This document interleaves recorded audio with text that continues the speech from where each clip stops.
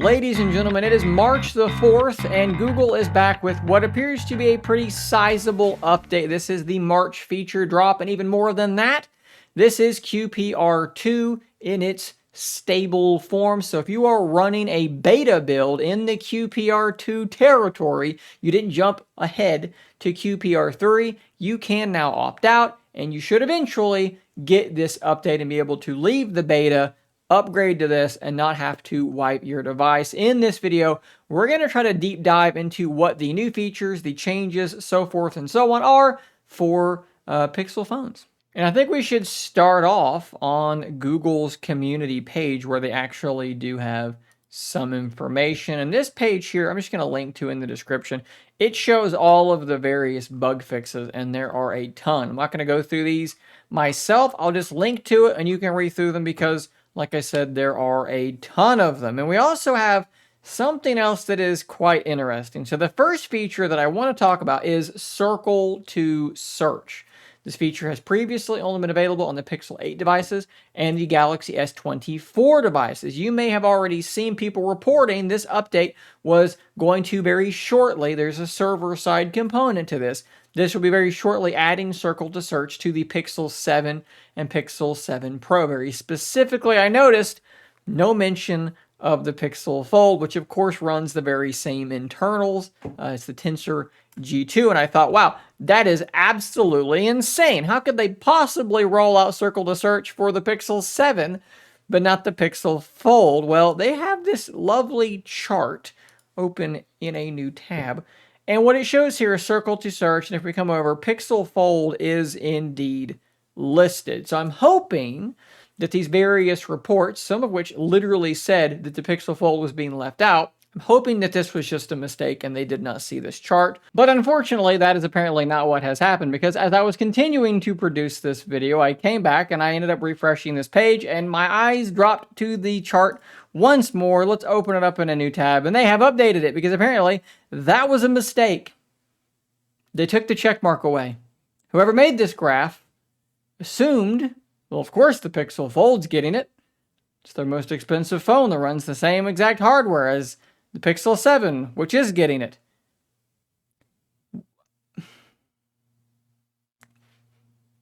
I recorded this whole spiel about how my Pixel 8, other people got it first, and I cleared my Google app, and then like a day later it popped up for me, and I was like, oh, you know, I've installed this update on my Pixel Fold, and maybe in a day or so, what is my hair doing? Maybe in a day or so, it'll just pop up on my, no, that's evidently not happening, Google. Thanks for making those of us that bought this $1,800 phone feel like we really, truly matter. Very, very cool. Now, let's try and dig into the rest of the features present in this update.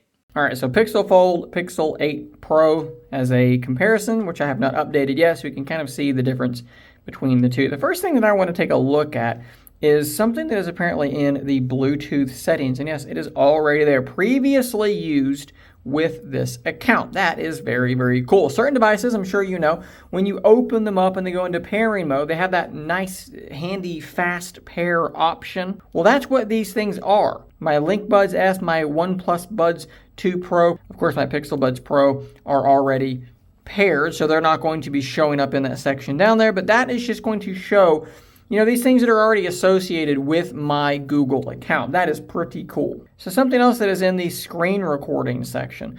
Prior, when you start screen recording, these are your options. Record audio, show touches on screen. Now, we actually have the ability to record the entire screen or just a single application. Added privacy, more functionality. I like that a lot. So for this next one, I'm not sure if there's actually anything here for me to show you, but as you can see, I get spam phone calls all the time, so I love using the call screen, and you can see how many of these were screened and I just never actually had to deal with. Well, they're adding some more functionality to call screening. Let's see if it says anything here. It doesn't appear that it does, but basically what's going to happen is whenever you're having the call screening take place, there's going to be an option, a little chip that will pop up that will allow you to tap it and have the robot call screener say hello. And the reason you would want to do this would basically be if there's silence, right? So no one's actually responding to what the robot has said to them. You can hit that button and ask them, is anybody there, basically.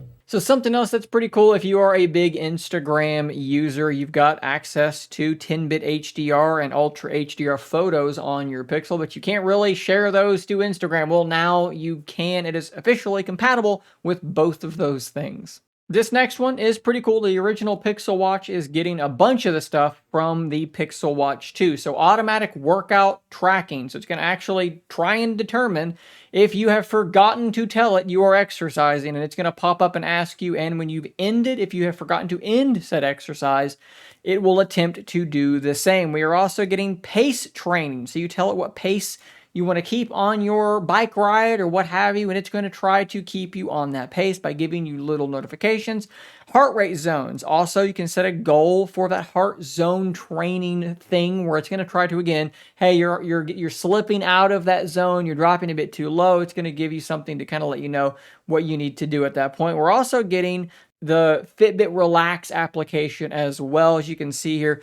Kind of a cool app, actually. So the little exhale bubble grows as the watch vibrates, and then it shrinks, and inhale grows next to it, and it vibrates, and it just kind of helps you relax, which I might need to do after filming this video. One more thing I want to quickly touch on your larger screen devices like the Pixel Fold. We now have this little search icon down there in your app drawer. That is because there is a full-fledged search bar at the top of your app drawer. So guys, I'm going to drop a link to their post here, which does show a couple more features that maybe I've talked about in the past, or just some things that aren't super, super important. Like there's a bunch of little things that are going on, like the way that your volume slider looks is a little bit different, just small little tweaks like that, but nothing super consequential. The biggest thing I want to underscore for you guys is that I am extremely disappointed that they are rolling out Circle to Search on the Pixel 7 and 7 Pro and ignoring the Pixel Fold. This is exactly what we were kind of worried about. And again,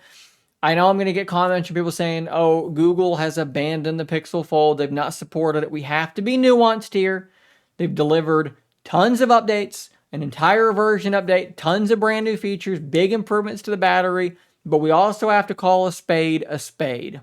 Dropping that feature on a phone that is half the price of the Pixel Fold, that is almost twice as old as the Pixel Fold, does not feel good.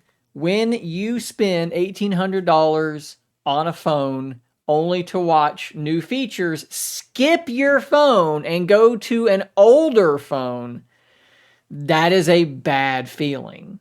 It's not the end of the world. It's not even that big of a feature. But it's more the message that it sends that bothers me. And the message that it sends, I think, is pretty unequivocally unacceptable. It is unacceptable to buy an $1,800 phone and then be skipped over for features. And so what I'm going to do, and no, it's not out of spite or anything like that. It's not because I'm like genuinely furious. I'm a little frustrated for sure. I spent a lot of money on that phone, and I'm feeling like a lot of you are probably feeling like you are not as important to Google as even people that bought the Pixel 7, despite the fact that you spent like twice as much money as those people. So what I'm going to do, and it's not even about the feature, right? Because this phone doesn't have that feature either. And what I'm going to do is I'm going to move my SIM into this phone. And again, like I said, it's not out of spite.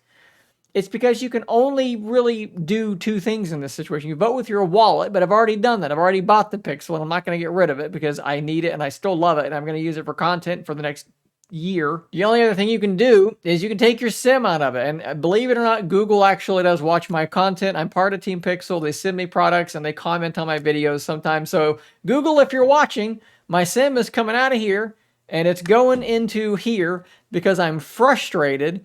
And that's the best way that me, as a Pixel Fold super fan that has probably made more content on the Pixel Fold than any human being on planet Earth has, that's the only thing I can do to try and get the message across that that's not good enough. You absolutely have to deliver these features day and date. Maybe not with the Pixel 8, but my God, at least with the Pixel 7, like you can't do that. That's just, it's not good enough. And the comment section, I hope doesn't get too rowdy, but it probably is going to get a little bit rowdy. Guys, thanks for watching. Subscribe for more content just like this, and until next time, stay nerdy, my friends.